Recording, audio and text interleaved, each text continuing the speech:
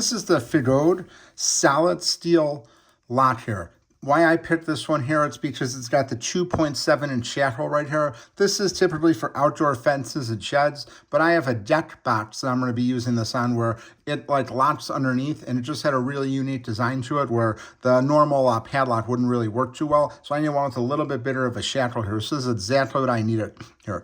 And I like the fact that it's the case hardened steel right here and just a really nice overall lock. I like that it has the weatherproofing right here because this is going to be outside and all the elements over the winter and things like that. So I like the fact that I don't have to worry about it, just like it is all metal underneath, but it does have the plastic case in here. I like the fact that it comes with 3 keys right here, so you can see these keys.